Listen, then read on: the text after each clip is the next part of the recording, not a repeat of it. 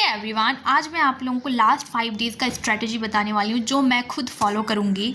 इसलिए मैं आप लोगों को भी बता रही हूँ कि मैं लास्ट 5 डेज़ में क्या पढ़ूँगी, कैसे पढ़ूँगी एंड ऑल। क्योंकि और ज़्यादा दिन है नहीं और 5 दिन जाने में बिल्कुल टाइम नहीं लगेगा। 1 साल जाने में जब पूरा टाइम नहीं लगा तो 5 दिन क्या है। बाकी मैं कोशिश करूँगी ये वीडियो आप लोगों के लिए हेल्पफुल रहे, तो वीडियो को लास्ट तक ज़रूर देखना क्योंकि मैं इंग्लिश के बारे में टिप्स भी देने वाली हूँ। क्योंकि मेरे को बहुत कमेंट आता है इंग्लिश के बारे में बता दो, इंग्लिश के बारे में बता दो।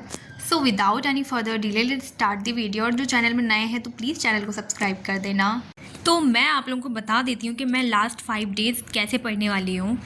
आप लोगों को 5 डेज़ 5 सब्जेक्ट दिख रहा होगा। तो हाँ, मैं 5 डेज़ और 5 सब्जेक्ट ही पढ़ने वाली हूँ, मतलब एक दिन में एक सब्जेक्ट। तो उस सब्जेक्ट में क्या क्या पढ़ने वाली हूँ। सो बेसिकली मैं हर एक सब्जेक्ट का रिवीजन, मतलब फुल रिवीजन करने वाली हूँ। A to Z पढ़ने वाली हूँ हर एक सब्जेक्ट का। देन उसके बाद लास्ट में मैं एक सैम्पल पेपर लगाऊंगी 3 घंटे का, और मैं 3 घंटे पूरा पेपर सॉल्व करूँगी। वो बेसिकली PYQs होगा, चाहे तो 2025 का या तो फिर 2024 का।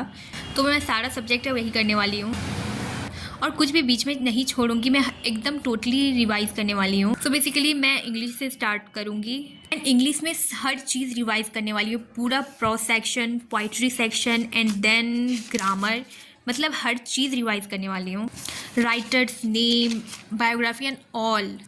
उसके बाद मैं 3 घंटे का एक सैम्पल पेपर लगाऊंगी पूरा बुक रिवाइज करने के बाद, चाहे मेरे को 12 घंटा क्यों ना लग जाए पढ़ने के लिए। बट मैंने अगर सोच लिया कि मैं 5 सब्जेक्ट मेरे को फुल्ली कंप्लीट करना है तो मैं ऐसे ही करूँगी। बाकी देखते हैं मैं कर पाती हूँ या नहीं। सो मैं आप लोगों को भी सजेस्ट करूँगी कि आप लोग भी ऐसा करो। अगर नहीं हो पाता है तो कोई बात नहीं, बाकी आप लोगों की मर्ज़ी। क्योंकि मेरे को बहुत कोई बोलता है कि एक ही सब्जेक्ट में पूरा दिन नहीं पढ़ पाती हूँ, मेरे को अलग अलग पढ़ने का आदत है। तो सबका अलग अलग हैबिट होता है। मेरा एक ही सब्जेक्ट एक ही दिन पढ़ने का हैबिट है तो मैं पढ़ लूँगी। बाकी आप लोगों को अलग अलग सब्जेक्ट का पढ़ने का मन है या फिर नहीं पढ़ पाती हो एक ही सब्जेक्ट एक बार, तो आप लोग अपने अकॉर्डिंग कर सकते हो। मैं आप लोगों को मतलब फोर्स नहीं कर रही हूँ। बाकी मुझे लगता है कि ये मेरे लिए वर्थ इट होगा, इसलिए मैं ऐसा कर रही हूँ।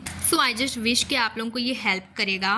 बाकी आप लोग बहुत कोई इंग्लिश के बारे में बोल रहे थे कि इंग्लिश सब्जेक्टिव के बारे में बता दो।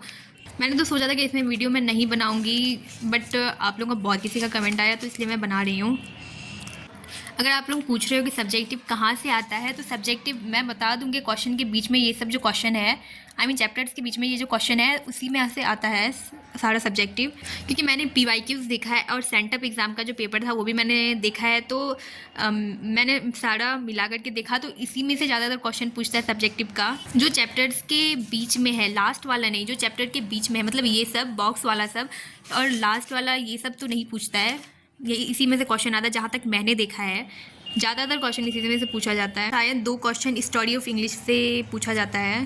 तो स्टोरी ऑफ इंग्लिश मैंने उतना ध्यान से नहीं पढ़ा है, बस मैंने एक लेक्चर देखा था तो उससे मेरे को जो समझ में आया बस वही, और उसके अलावा मैं नहीं पढ़ने वाली हूँ उससे ज़्यादा। क्योंकि जो जो क्वेश्चन है वो मैं स्किप कर सकती हूँ क्योंकि क्वेश्चन डबल रहता है।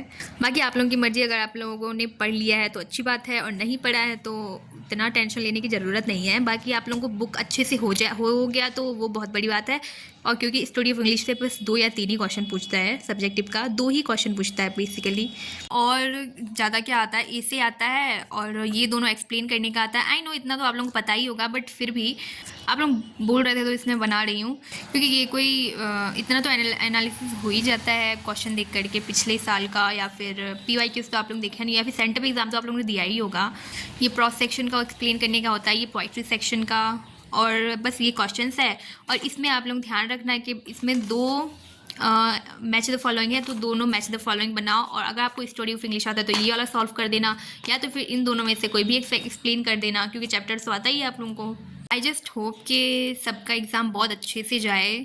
So best of luck for you exams. I don't know इसके बाद और वीडियोज़ आएगा या नहीं आएगा, बट मैं कोशिश करूँगी वीडियोज़ लाने का, या फिर मैं इंगेज हो जाऊँ। क्योंकि 5 दिन में 5 सब्जेक्ट पढ़ना, भाई मेरे को तो लग रहा है, मेरे को तो पहले ही डर लग रहा है, पर फिर भी मैं कोशिश करूँगी कि हो जाए। ऊपर से 3 घंटे का एक एक पेपर भी देने वाली हूँ, तो देखती हूँ क्या होता है। बाकी आप लोग चैनल में जो जो नए हो तो प्लीज़ सब्सक्राइब कर दो, क्योंकि एग्ज़ाम से पहले चाहे नहीं तो एग्ज़ाम के पहले दिन वाला वीडियो मैं ज़रूर पोस्ट करूँगी। तो चैनल को जल्दी से सब्सक्राइब कर दो। Bye bye.